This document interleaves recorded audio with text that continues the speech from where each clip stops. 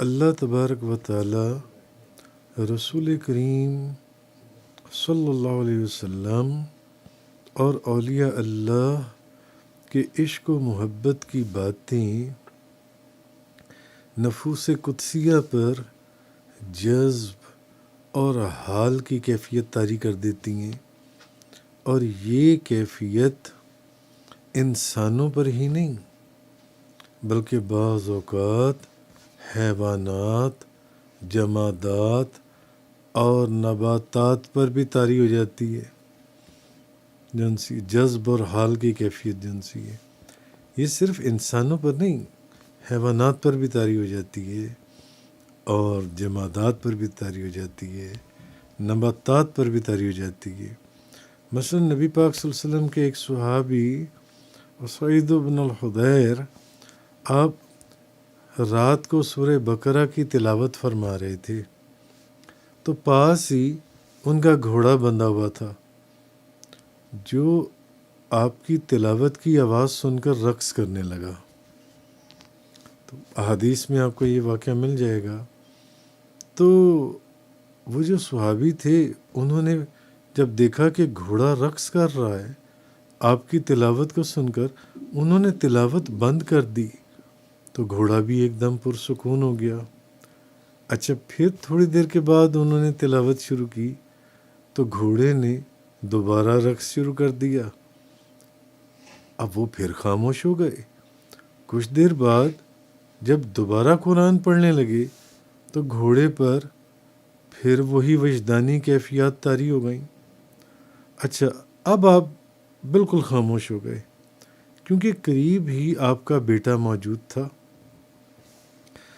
صبح جب انہوں نے ساری بات نبی کریم صلی اللہ علیہ وسلم کی خدمت میں عرض کی تو نبی کریم صلی اللہ علیہ وسلم نے فرمایا، حدیر پڑھا کرو، حدیر پڑھا کرو۔ تو عرض کیا، یا رسول اللہ، میں گھبرا گیا تھا کہ وہ گھوڑا جو ہے وہ وجدانی کیفیت میں رقص کرتے ہوئے کہیں میرے بیٹے کو نقصان نہ پہنچا دے، کیونکہ وہ تو پاس ہی سویا ہوا تھا، جو ان سے پاس ہی ان کا بیٹا موجود تھا، تو کہیں ان کو نقصان نہ پہنچا دے۔ تو امام فخر الدین رازی آپ فرماتے ہیں کہ حضرت داؤد علیہ السلام کو اتنی اونچی، خوبصورت اور سریلی آواز دی گئی تھی کہ جب آپ کی آواز پہاڑوں میں گونجتی اور آپ زبور شریف پڑھتے تو نغمات لاہوتی کا رنگ ہر چیز پر جم جاتا، یہاں تک کہ ساری کائنات آپ کی ہم نوا ہو جاتی، اور چرند پرند حتیٰ کہ وحشی جانور تک وجدانی کیفیات اور بے خودی کے عالم میں بلا جھجک آپ کے پاس چلے آتے، یہاں تک کہ آپ ان کو اس حالت میں گردنوں سے پکڑ لیتے۔ تو محبت اور وجدانی کیفیات میں جانوروں کا حضور صلی اللہ علیہ وسلم کو سجدہ کرنا، پتھروں کا درود پاک پڑھنا، درختوں کا آپ کی طرف دھوڑنا، استوانہ حنانہ کا محبت میں رونا، وہ کھجور کا تنا، بادلوں کا ساتھ ساتھ چلنا، درختوں کا آپ صلی اللہ علیہ وسلم پر سایہ کرنا، اونٹوں کا آپ کی چھری کے نیچے اپنی گردنوں کو پیش کرنا علی ھذا القیاس، یا پھر حضور غوث اعظم شیخ عبد القادر جیلانی رضی اللہ تعالی عنہ کی وہ تسبیح جو ان کو شیخ ابو الوفا نے عطا فرمائی تھی، جس کا ہر دانہ ہر وقت گردش کرتا رہتا تھا۔ ایسی سینکڑوں مثالیں موجود ہیں۔ تو نباتات، جمادات و حیوانات پر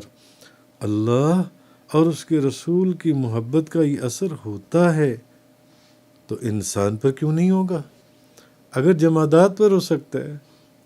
حیوانات پر ہو سکتا ہے، نباتات پر ہو سکتا ہے، اللہ اور اس کے رسول کی محبت کا یہ اثر ہوتا ہے، انسان پر کیوں نہیں ہو سکتا؟ کیونکہ اللہ اور اللہ کے بندوں کی محبت کائنات کے ذرے ذرے میں موجزن ہے۔ اور حضور غوث پاک شیخ عبد القادر جیلانی اسی محبت کے متعلق فرماتی ہیں چوں ذرہ ذرہ شود ای تنم بخاک لحد تو وشنمی صلوات از جمی ذراتم، قبر میں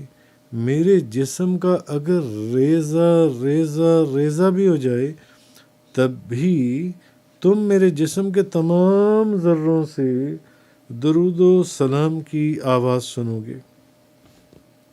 لہذا یہ محبت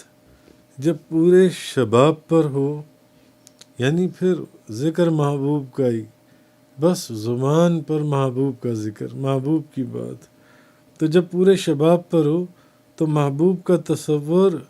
قلب و نظر میں ہی نہیں، انسان کے تمام بدن پر غالب ہو تو جذب اور کیف کی کیفیت طاری ہونا یہ کوئی انہونی بات نہیں۔ اور آدمی بے خودی میں وجد یا رقص کرنے لگے تو اس میں کون سی اچنبے کی بات ہے؟ آدمی اگر بے خودی کے اندر وجد یا رقص کرنے لگے تو اس میں کون سی کوئی مشکل بات ہے؟ اور شریعت میں کسی جگہ پر بھی جذب اور مستی اور کیفیت و حال کے طاری ہونے کی ممانعت نہیں آئی، لہٰذا کس دلیل شرعی سے اسے حرام اور ناجائز کہا جا سکتا ہے؟ بہرحال محبت والوں کو ان کے حال پر چھوڑ دینا چاہیے۔ اعلیٰ حضرت فرماتے ہیں بے خودی میں سجدہ در یا طواف جو کیا اچھا کیا، پھر تجھ کو کیا؟ بقول علامہ اقبال آپ فرماتے ہیں مجھے کام کیا تھا رکوع سے، مجھے خبر کیا تھی سجود کی، تیرے نقش پا کی تلاش تھی، جو جھکا رہا میں نماز میں لوگ سمجھتے تھے کہ میں نماز پڑھ لوں، جبکہ میں تو اپنے محبوب کے تصور میں جھکا ہوا تھا، میں تو اس کے نقش پا کو تلاش کر رہا تھا۔ تو قاضی ثناء اللہ پانی پتی آپ اس محفل میں موجود تھے جس میں خواجہ محبوب الہی سماع سنتے کسی شعر پر کیف اور جذب کی حالت میں اٹھے، مگر قاضی ثناء اللہ پانی پتی نے ان کا ہاتھ پکڑ لیا۔ اچھا کچھ دیر کے بعد خواجہ نظام الدین اولیاء محبوب الہی پھر سماع سنتے کسی شعر پر کیف و جذب کی حالت میں اٹھے، مگر قاضی ثناء اللہ پانی پتی نے پھر ان کا ہاتھ پکڑ لیا۔ اچھا تھوڑی دیر کے بعد پھر خواجہ نظام الدین اولیاء جو ان سے اٹھے اور رقص کرنے لگے، تو قاضی صاحب ان کو بٹھانے کی بجائے اب قاضی ثناء اللہ پانی پتی خود ہاتھ باندھ کر جو ان سے با ادب ان کے سامنے کھڑے ہو گئے۔ بعد میں کسی کے پوچھنے پر قاضی ثناء اللہ پانی پتی فرمانے لگے کہ تیسری مرتبہ خواجہ نظام الدین اولیاء مجھے نظر ہی نہیں آئے، تو میں تو تجلیات عرش کے سامنے بادب کھڑا ہو گیا تھا۔ باہر ہیں حد فہم سے رندوں کے مقامات، کیا تجھ کو خبر کون کہاں جھوم رہا ہے؟ یعنی تو جس کو جس حالت میں دیکھ رہا ہے تجھے کیا پتہ؟ اب یہ واقعہ میں نے قاضی ثناء اللہ پانی پتی اور خواجہ نظام الدین اولیاء کا بتایا۔ اچھا ایک مرتبہ خواجہ نظام الدین اولیاء نے حضرت امیر خسرو سے فرمایا خسرو تمہارے کلام کی شیرینی نے کانوں میں رس گھول دیا، آواز کی نغمگی نے دل موہ لیا، انداز کی شوخی سے ہم محفوظ ہوئے، ہاتھوں سے شمشیر کے جوہر دیکھے، مگر تمہارے پاؤں کی کسی ادا نے کبھی ہماری نگاہوں کو شاداں نہ کیا۔ تو اب آپ کا یہ کلام سن کر حضرت خواجہ نظام الدین اولیاء کا امیر خسرو وجد اور کیف اور وجد کی اس کیفیت میں چلے گئے، انہوں نے ایسا رقص کیا کہ ان کے حال کی گرمی نے حاضرین کے جذبہ احدیت کو گرما دیا۔ اب امیر خسرو کے تو زخمی پاؤں جب زمین کو اپنے رنگ میں رنگنے لگے تو خواجہ نظام الدین اولیاء آپ نے ان کو اٹھے اور گلے سے لگایا، فرمایا خسرو تم نے عاشقی کا حق ادا کر دیا۔ اچھا، بلے شاہ صاحب کا واقعہ بھی آپ نے سنا ہے، کسی سے چھپا ہوا نہیں ہے۔ فقط اپنے پیر و مرشد کو منانے کی خاطر پاؤں میں گھنگرو باندھ کر جب عالم بے خودی میں رقص کیا تو ایک عالم دین متقی اور صاحب طریقت کو اس حال میں دیکھ کر ان کے مرشد تعجب سے مسکرا اٹھے اور ناگواری رفع ہوئی۔ اس لیے کسی نے کہا ہے، نہ کسی کے حال پہ طنز کر، محبت والوں کے انداز نرالے ہیں۔ یہ اپنے محبوب کو منانے کی خاطر ایسی ان کے انداز ہوتے ہیں کہ بس وہ ضرب المثل اور رہتی دنیا کے لیے مثال ہی بن جاتے ہیں۔ تو کسی نے کہا کہ نہ کسی کے حال پہ طنز کر، نہ کسی کے غم کا مذاق اڑا، جسے چاہیں جیسے چاہیں نواز دیں، یہ مزاج عشق رسول ہے۔ یہ تو اس محبوب کے مزاج کی بات ہے کہ جس سے محبت کی جا رہی ہے وہ جس کو چاہیں جیسے چاہیں نوازیں، تمہیں کسی کے حال پہ طنز کرنے کی ضرورت نہیں، اور وہ اپنے محبوب کے فراق میں جس غم کی حالت میں تمہیں اس کا مذاق اڑانے کی اجازت نہیں ہے۔ ان کی مرضی ہے، جسے چاہے جیسے نواز دیں اور جیسے چاہے نواز دیں۔ یہ مزاج، یہ اس محبوب کا مزاج ہے جو ان سے۔ بہرحال مجمع انوار نگینہ صاحبزادہ محمد اللہ دتا زمزم یوسفی رحمۃ اللہ علیہ، مجھے انہوں نے ایک دفعہ اپنا ایک واقعہ سنایا۔ کہنے لگے ایک مرتبہ قطب جلی عالم علمئی فاضل الوزئی عاشق غوث الورا فنا فی المصطفیٰ حضرت علامہ مولانا حاجی محمد یوسف علی بابا جی محمد یوسف علی نگینہ، آپ مطالعہ فرما رہے تھے۔ قریب ہی ریڈیو پر خبریں لگی ہوتی تھیں، اس وقت ریڈیو ہوتے تھے، 40 سال پرانی بات، کہ اچانک ریڈیو کے اوپر ایک نغمہ چل اٹھا۔ نغمے کے بول تھے، چھپ جاؤ تاریو تے پا دیو ہنیر وے، اساں اس رات دی نہیں ویکھنی سویر وے۔ اب اس نغمے کی آواز کا کانوں میں پڑنا تھا۔ وہ فرماتے ہیں کہ بابا جی نگینہ صاحب رحمۃ اللہ علیہ پر ایسی رقت طاری ہوئی اور آنسوؤں کی ایسی جھڑی لگی کہ آپ کی ریش مبارک کے ساتھ ساتھ سینہ مبارک حتیٰ کہ اس کتاب کے صفحات بھی تار ہو گئے۔ آپ کو اس کیفیت میں دیکھ کر تو فرماتے تھے کہ میں نے ریڈیو بند کر دیا۔ بہت دیر کے بعد جب آپ ہوش میں آئے تو فرمانے لگے، بیٹا اگر تم ریڈیو بند نہ کرتے تو صبح کا سورج دیکھنا ہمیں نصیب نہ ہوتا۔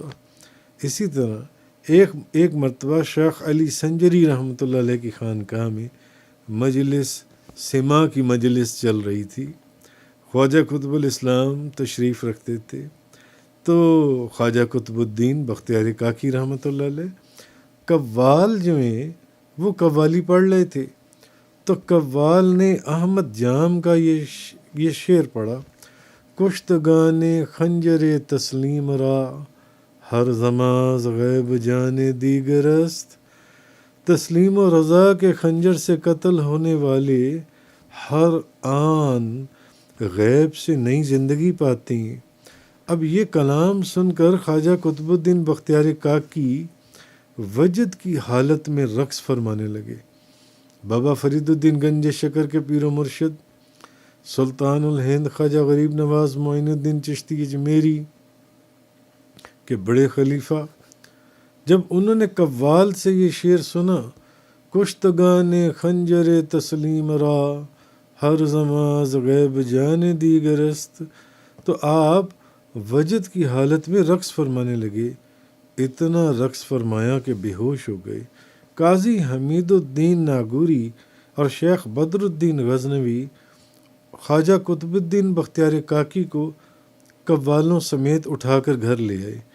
3 دن اور 3 راتیں اس شعر کو سن کر قوال سما کے اندر جب انہوں نے یہ پڑھا تو استغراق کی حالت میں قوالوں کو اسی شعر کا حکم مقرر فرماتے رہے کہ مقرر دوبارہ پڑھو، مقرر دوبارہ پڑھو، مقرر دوبارہ پڑھو۔ قوال اس کو پڑھتے رہے اور آپ وجدانی کیفیت میں رقص کرتے رہے۔ کشتگان خنجر تسلیم را ہر زماز غیب جانے دیگرست، یہاں تک کہ کتابوں میں لکھے کہ اتنا رقص فرمایا کہ آپ کی ہڈی ہڈی الگ ہو گئی، ہڈی ہڈی الگ ہو گئی، اور جان مشاہدہ حق میں حق کے حوالے فرما دی۔ شیخ عبدالحق محدث دہلوی فرماتے ہیں کسی جگہ سما کے دوران قوال نے یہ شعر پڑھا، جام بدے جام بدے جام بدے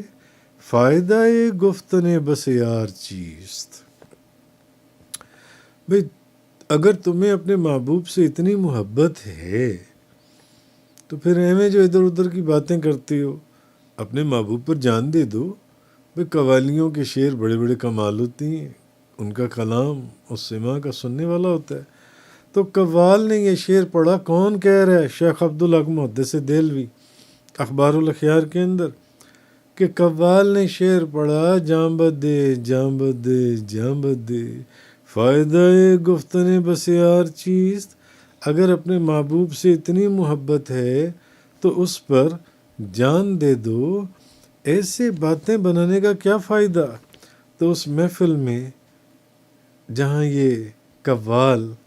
پڑھ رہے تھے، ایک نوجوان کھڑا ہوا، کہنے لگا مقرر۔ قوال نے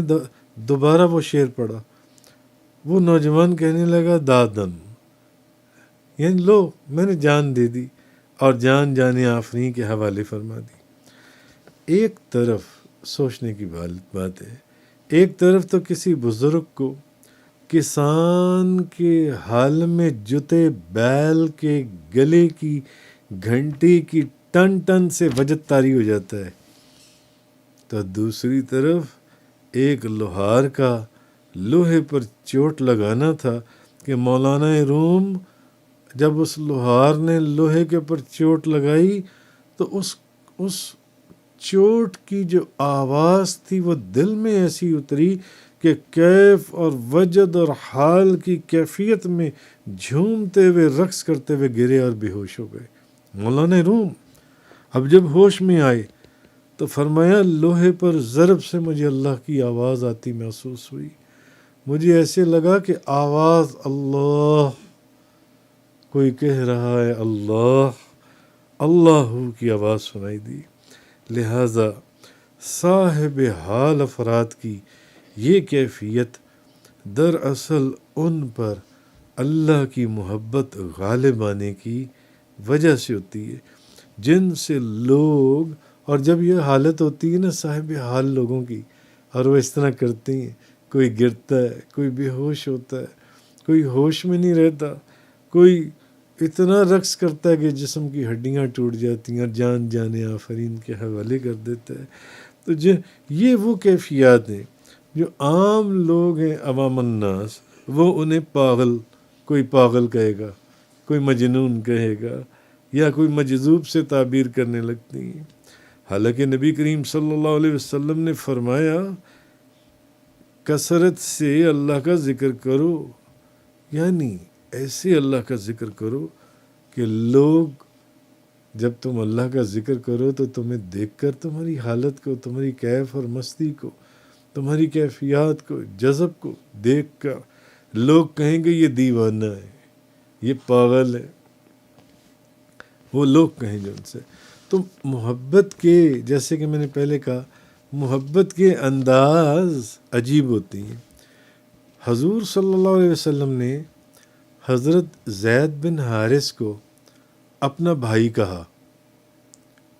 ان کو اپنا بھائی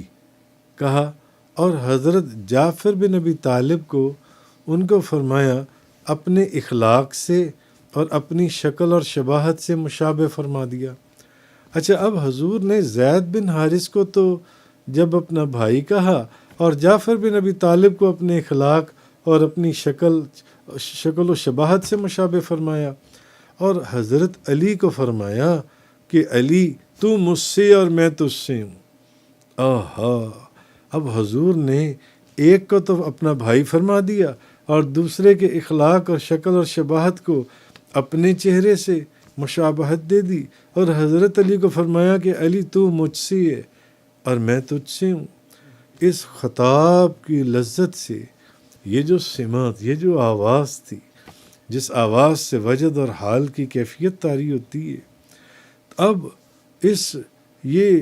جب لذت سے تینوں صحابہ کرام پر یہ کیفیت طاری ہوئی کہ ایک ٹانگ کے اوپر بھنگڑا ڈالنے والے انداز میں، جیسے کوئی بھنگڑا ڈالتا ہے، تینوں صحابہ ایک ٹانگ پر بھنگڑا ڈالنے کے انداز میں نبی پاک صلی اللہ علیہ وسلم کے گرد ہاتھ باندھ کر وجدانی کیفیت میں رقص کرنے لگے۔ تو نبی پاک صلی اللہ علیہ وسلم نے ان کی اس ادا، ناز و انداز پر انہوں نے پوچھا، حضور نے فرمایا جعفر یہ کیا کر رہے ہو؟ یعنی ایک ٹانگ پر یہ جو بھنگڑا ڈالنے والے انداز میں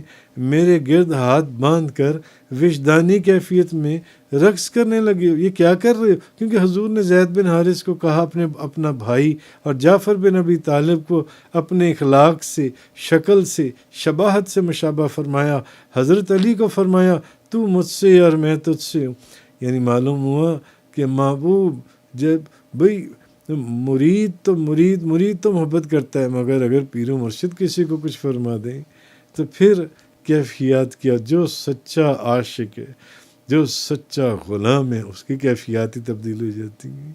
اس کی کیفیات ہی تبدیل ہو جاتی ہیں۔ حضور صلی اللہ علیہ وسلم، حضور نے پوچھا جعفر یہ کیا کر رہے ہو؟ انہوں نے عرض کیا یا رسول اللہ، ہم نے حبشہ میں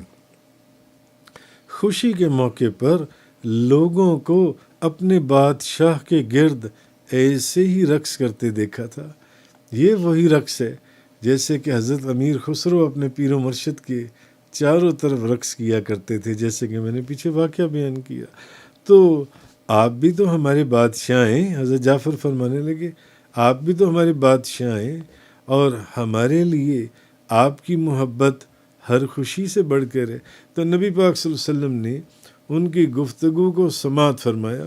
اور اس فعل کی ممانعت نہ فرمائی کہ یہ کیا کر رہے ہو کہ میرے چاروں طرف بھنگڑا ڈال رہے ہو ایک ٹانگے پر کھڑے ہو کر۔ حضور نے منع نہیں کیا،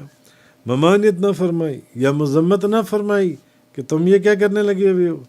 جن سے نمی دانم کے آخر چوں دم دیدار می رقصم، مگر نازم بائی ذوقی کہ پیش یار می رقصم۔ میں نہیں جانتا یہ اہل محبت کے انداز ہے، میں نہیں جانتا کہ تم کو دیکھ کر کیوں رقص کرتا ہوں، مگر خوش ہوں اے محبوب تمہارے سامنے رقص تو کرتا ہوں۔ تو میں بھی عرض کرتا چلوں کہ بندہ ناچیز نے یہ ایک بات بتا دوں کہ بغداد شریف میں نے خود حضور غوث اعظم کی مسجد کے اندر، حضور غوث اعظم کے مزار پر جو مسجد ہے، اس مسجد کے اندر بے شمار ایسے مبارک نورانی چہرے دیکھے جو دف کی تھاپ پر حلقے کی صورت میں عربی رقص کرتے ہوئے نبی پاک صلی اللہ علیہ وسلم پر نعت بھی پڑھ رہے تھے اور درود و سلام بھی پڑھ رہے تھے مسجد کے اندر۔ میں نے خود حضور غوث اعظم کے مزار کے اوپر یہ منظر دیکھا عرس مبارک کے اوپر کہ وہ نبی پاک صلی اللہ علیہ وسلم پر نعت بھی پڑھ رہے تھے، درود بھی پڑھ رہے تھے، رقص کی صورت کے اندر، مبارک چہرے، داڑھیوں والے بڑے بڑے نعت اور درود و سلام پڑھ رہے تھے اور رقص بھی کر رہے تھے ساتھ ساتھ۔ تو اسی طرح اصل میں ایک بار نبی پاک صلی اللہ علیہ وسلم مسجد نبوی میں تشریف فرما تھے، تو کچھ حبشی حضور صلی اللہ علیہ وسلم کے سامنے رقص کر رہے تھے، کچھ حبشی نبی پاک صلی اللہ علیہ وسلم کے سامنے رقص کر رہے تھے اور کہتے جاتے تھے محمد عبد الصالح، محمد عبد الصالح، محمد نیک بندے۔ تو آپ صلی اللہ علیہ وسلم اچھا حضور جو ہیں وہ دروازے پر ہاتھ رکھ کر کھڑے ہو گئے مسجد کے، اور بی بی عائشہ صدیقہ طیبہ طاہرہ زاہدہ عابدہ نے آپ صلی اللہ علیہ وسلم کے پیچھے کھڑے ہو کر یہ رقص ملاحظہ کیا۔ بی بی عائشہ نے حبشیوں کا وہ رقص دیکھا، وہ جو مسجد کے اندر کر رہے تھے۔ اچھا ایک مرتبہ نبی پاک صلی اللہ علیہ وسلم بی بی عائشہ کو، نبی پاک صلی اللہ علیہ وسلم نے ایک حبشی عورت دکھائی، حبشی عورت دکھائی جو عالم بے خودی میں رقص کرتے ہوئے کہہ رہی تھی، ابو القاسم طیبہ، اے ابو القاسم آپ بہت ستھری ہیں۔ یعنی کسی غزوے سے واپسی پر ایک نوجوان لڑکی کا آپ کی خدمت میں حاضر ہو کر اپنی نظر پوری کرتے ہوئے آپ کے سامنے دف بجانا، یا پھر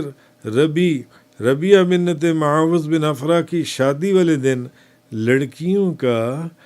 دف بجا کر خوشی اور مسرت میں گانا۔ شاید اسی لیے ترمذی کی حدیث میں ہے کہ نکاح کے موقع پر اعلان کرو اور اسے مسجد میں کرو، اور مسجد سے باہر ڈھول دف بجاؤ۔ یا حضور صلی اللہ علیہ وسلم کا حضرت ابو بکر صدیق کو بی بی عائشہ کے پاس بیٹھی ہوئی دو بچیوں کو، جو دو بچیاں بی بی عائشہ کے پاس دف بجا رہی تھیں، تو حضرت ابو بکر صدیق نے جب ان کو منع کیا تو حضرت ابو بکر صدیق کو بی بی عائشہ کے پاس بیٹھی دو بچیوں کو دف بجا کر گانے سے روکنے پر حضرت ابو بکر صدیق کو منع فرما دیا کہ ان کو نہ روکو، ان کو دف بجانے دو۔ بہرحال تو یہ آج کے کتاب محسن و زبان محسن میں سے اگلی قسط کا بیان تھا جو پچھلی چند قسطوں سے چل رہا ہے۔ جزاک اللہ۔